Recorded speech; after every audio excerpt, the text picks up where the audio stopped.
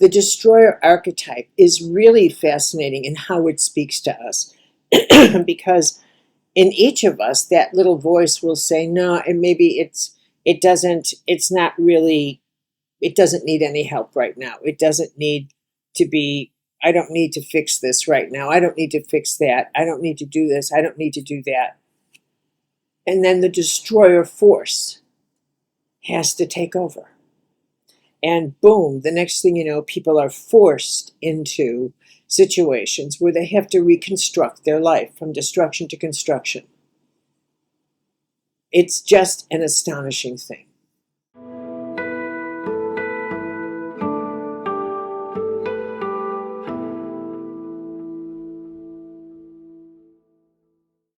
Hi, everybody. Time for another archetype. This week, I'm doing the destroyer. It always reminds me of a World War II movie, big destroyer on the ocean. But this is an archetype, and I'm sure every one of us is familiar with someone who has this archetype, if not ourselves in some way. I'm convinced this is an archetype that, not unlike the saboteur or the child, every one of us has some measure of the destroyer in us. And then there are those people that actually have it full on, that are just destructive. Hitler. I mean, to use, always pull out Hitler, but I mean, in using an example like that, you have someone who everyone recognizes, and you know that he just destroyed everything. This is an interesting archetype because it goes all the way into our blood and bones, because destruction and construction is the cycle of life. It is death and rebirth. So it is a constant flow of the old having to be replaced by the new. And so the new excuse me, has to come in and dismantle the old in some way. So we have, fires start in the forest, and then from that rebirth comes, and it goes on and on and on. But even going into the Old Testament and into the scriptures, we have incredible stories. The Old Testament, not the New, but the Old Testament, is filled with stories of how Yahweh came in and decided, well, that's enough of this. And like he tells Lot, take your family, get out of here. I'm going to wipe out Sodom and Gomorrah. And so Lot goes to Zoar. And of course, his wife turns around and, was told, don't you dare look back. But she doesn't. She turns to a pillar of salt.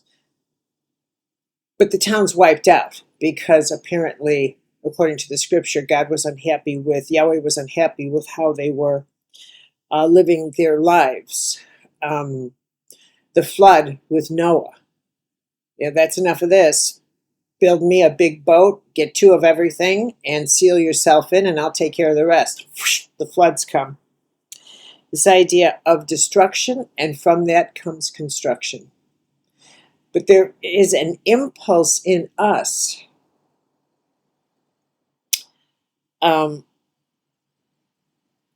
that recognizes that life, like Buddha says, life is change, is this constant flow of renewal, a constant flow of this needs to be left behind now, this needs to come in, this needs to be left behind, this needs to come in.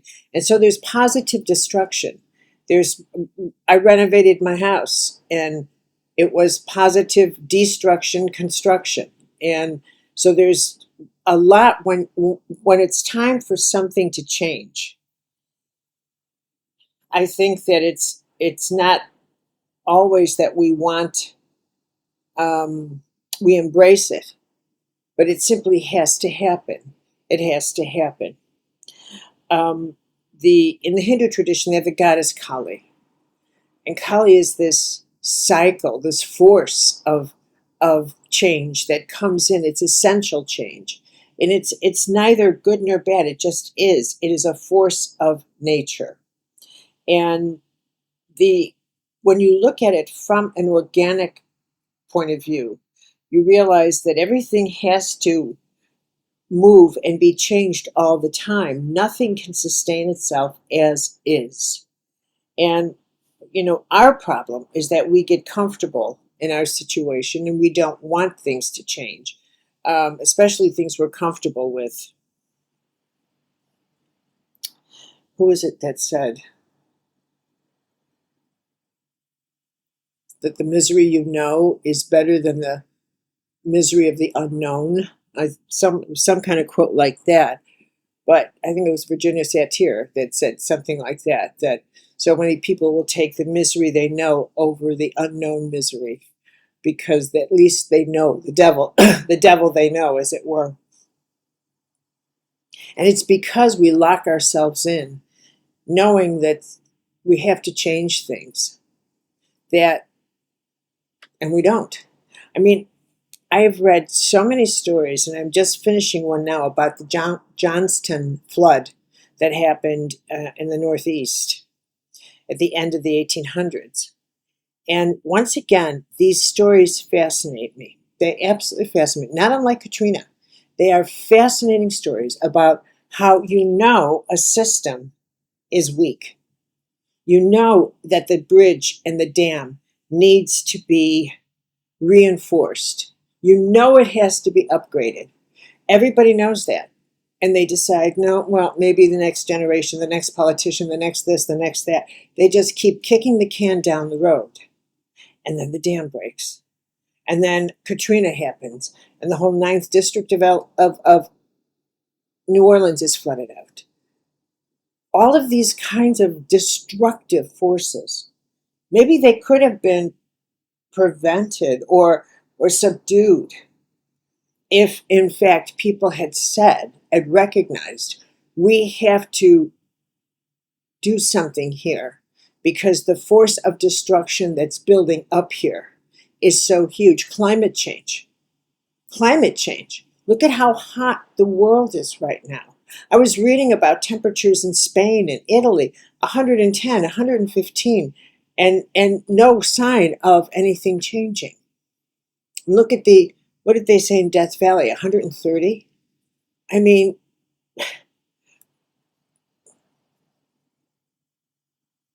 this is destructive before constructive. This is just continuing.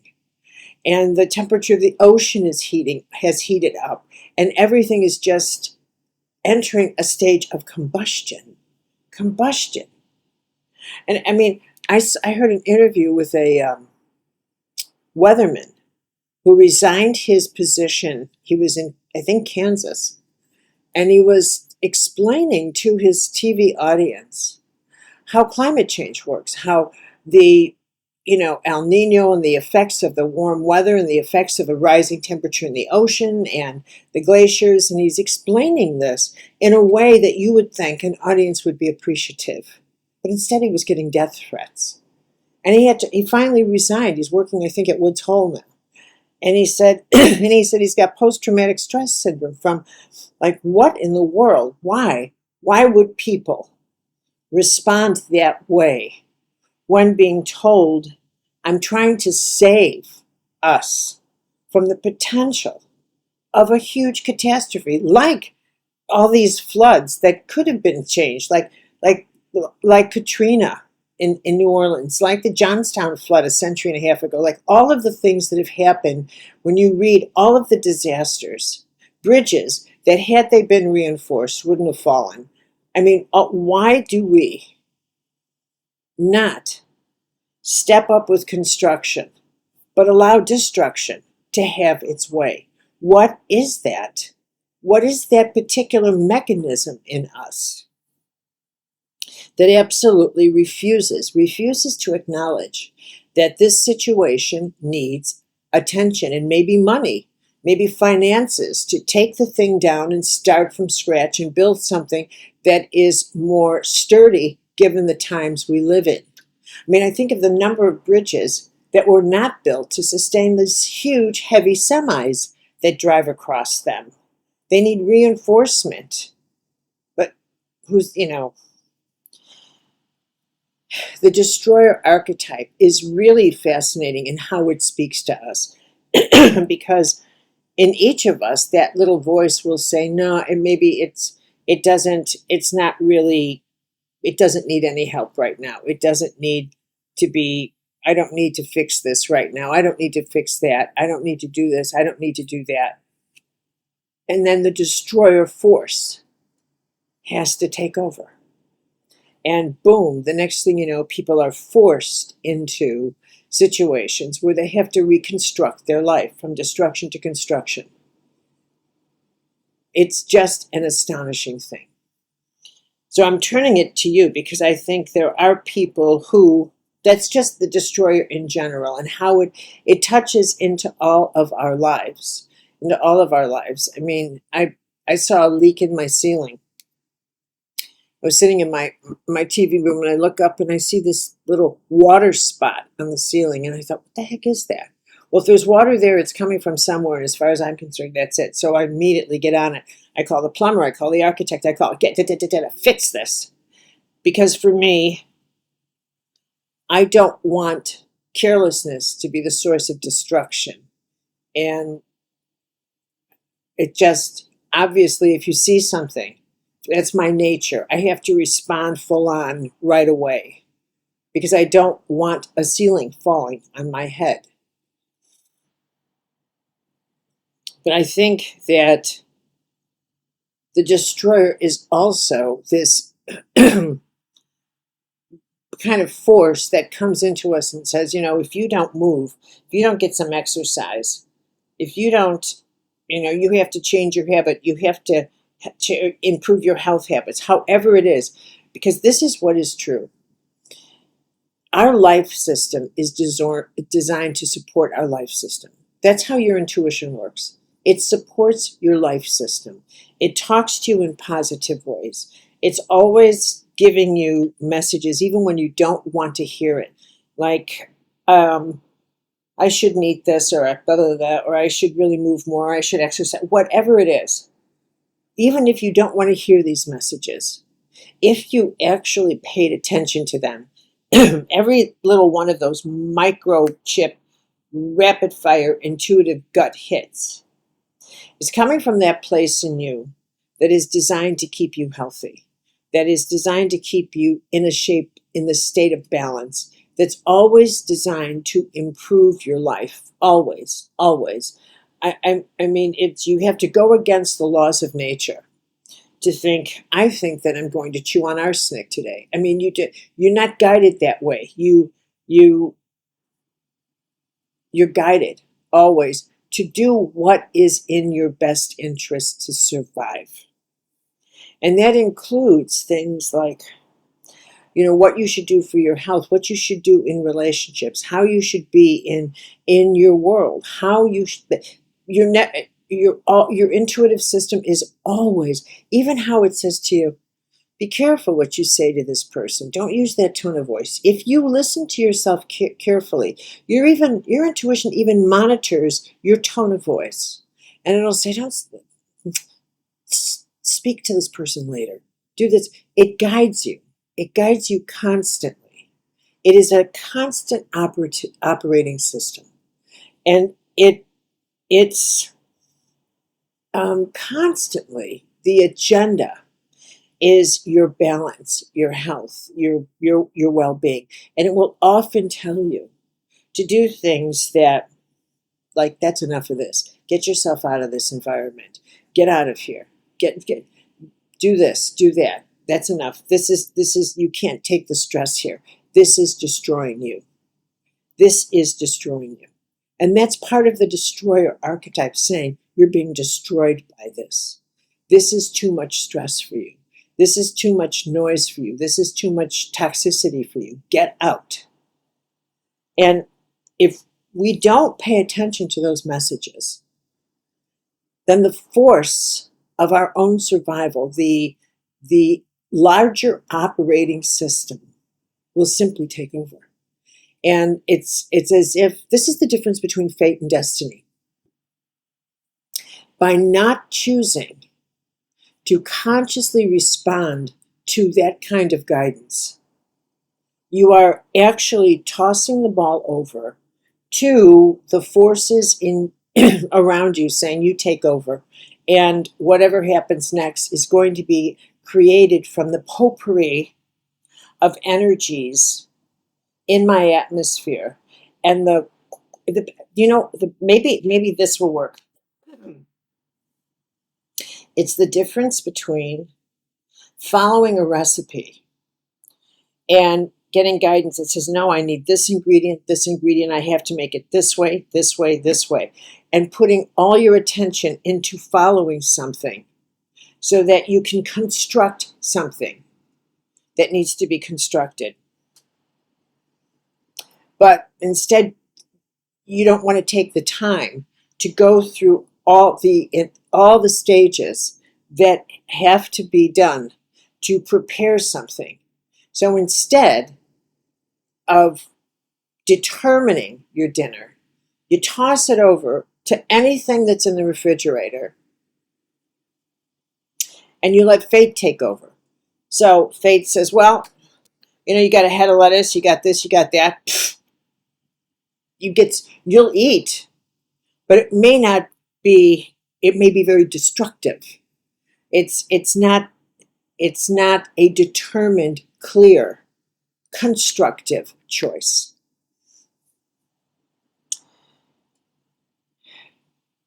There are people, I think, that actually have the destroyer archetype in a very intense way, more than just in this general way in which I'm describing it that we're all familiar with.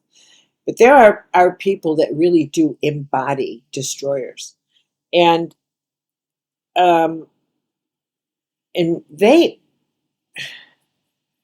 they have the knack of turning over apple carts, of everything was going fine and then they came along, kind of thing. It's an interesting thing in the destroyer archetype. If you meet people that have this archetype, they oftentimes have an absence of conscience in the same level, in the same degree to which someone who doesn't have that kind of rupturous force in them, they're triggered by, I remember years ago, college, and these guys were laughing about how they had gone to a party and it was some kind of a sorority thing, and the girls had baked a bunch of pretty cakes and did this, and just because they could, they knocked everything over. All this beautiful baking, they knocked it all over, and it was someone's special occasion. I can't remember what it was, but it doesn't matter. What matters is I was out. They were at a table next, and they were laughing that they had done that they had just gone in there and destroyed something beautiful just because they could. Just because they could. And look at how many incidences that we hear about all the time of people who just go in and destroy the life of another person, destroy the balance of life in a neighborhood. They just have this destructive, I'm going to take it away from you because I am not peaceful. Because I am going to do this to you. I'm going to bring my destruction because I feel like something was destroyed in my life. I have the right to destroy something in somebody else's life. That kind of this for that. Or just because I can't bear to see you have more than me, and therefore I'm going to destroy opportunities. If you remember, I don't know how many of you may have seen the series Downton Abbey, but destroyers are frequently in TV programs and movies.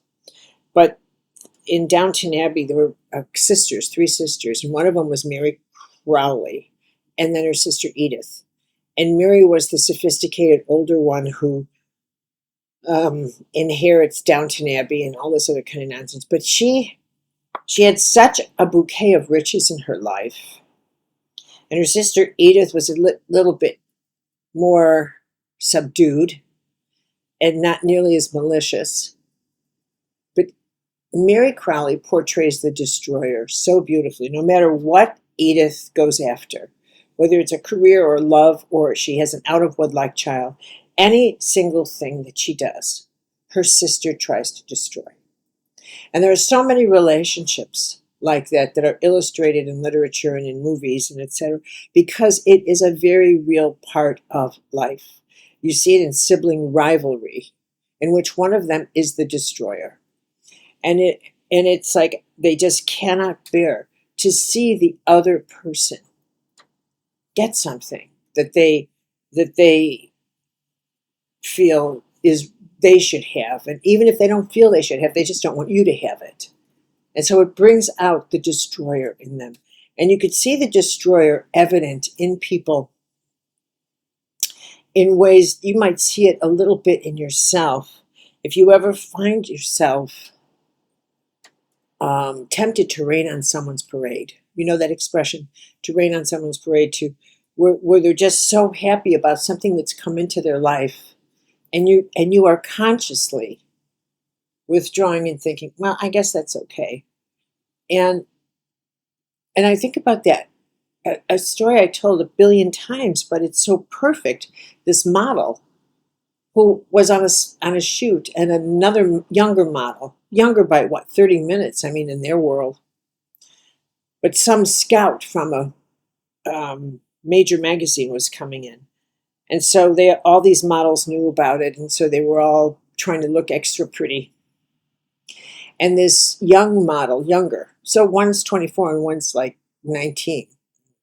It's a century from in model age. But this woman said to me, I knew that this young girl wanted some reinforcement, some encouragement. When she said to me, how do I look?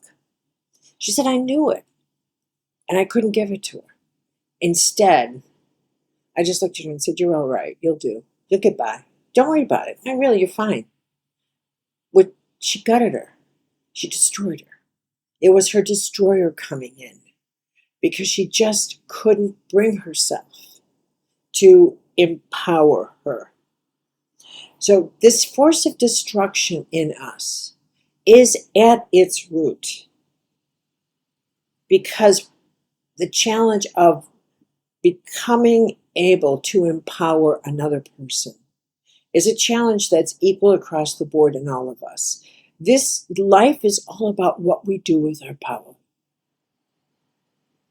how we use it, what we create with it, what we destroy with it, who we destroy with it, why we destroy, why we create. If you look at every choice you make, is it constructive or is it destructive? Is it going to help or is it going to hurt? Then you can see this, you can examine what makes me do what I do. Why am I doing this? Why am I so ungenerous with this person and so benevolent with this person? What are the forces here that are truly motivating me? And you'll find that the destroyer is present in our lives in some degree or another. When someone is a real destroyer and they just do terrible things, like turn over the bakery goods at a party that have been homemade by all these girls. I'll never forget that. I thought those boys were just about the worst guys. And I'm sure they thought about themselves as good people, and I thought, you're not good people. You're destructive. You're horrible. You're selfish. You're without conscience. They would say they're good people, probably because they don't shoot people. I mean, who knows? But they couldn't bear to see other people have a good time and not be there. From just the position of life, from the journey of life, it's all about whether or not we empower others or disempower. And the destroyer is that little force in us, or maybe it's a big force, that realizes we have a choice. We can either participate in the construction this person is doing, or we can destroy it. And the same thing is true with opportunities that come to you. The destroyer can come in and say, I don't want to do that. Well, that's too much, or I tried that, or that won't work. You can destroy opportunities ahead of time because the idea of all that is required to construct what is being offered to you is just too much. You just don't want to put your energy into it. And so even before you step into, see how rich a thought or an opportunity or an idea is, you destroy it on the spot because all that's required to construct the idea is just not something you're willing to invest in. And I'm going to highlight that so that you become aware of when you're letting the destroyer talk to you. When you're letting someone may offer you a suggestion about something, whether it's your health or relationship, idea, it doesn't matter. And you destroy it on the spot. And I want you to remember this conversation so that you think that, wait a minute here, wait a minute. I'm wiping out, this is a destroyer archetypal pattern before I'm even stepping in to see what's required. So many opportunities are invitations to construct a path into the unknown, into a next place for yourself, into something that is maybe coming out of something that's been wiped out, something that's come to an end. That construction will obviously be something new that's going to require so much more. Even if you think about in a relationship that you're trying to maybe get to a more balanced place, and instead of when they talk, when in a conversation, instead of cutting the person off or doing the same destructive patterns, bring a constructive pattern into it. Realize this is an archetypal dynamic of destroy. I could introduce something constructive here. Constructive. And I emphasize this again and again and again because you don't realize how much power you have. You just don't get it. You don't realize it until you decide to try it out. It's very easy to destroy. It's not so easy to construct. That requires endurance, that requires dedication, that tests your mettle. Destruction is just, I don't want to do this. This is it's just like this. But what comes from that harvest? Nothing. Whereas construction, the idea of saying, this, I could see this cycle of my life is over. I have to construct something. I have to take from the ashes the phoenix and rise again. That this is the cycle that I'm in this situation. And when you go into the cycle of construction, you bring with it this sense that I need to go into some part of the unknown. I can't go backwards. There's nothing back there. Construction always goes into the new. So this is, an archetype that is I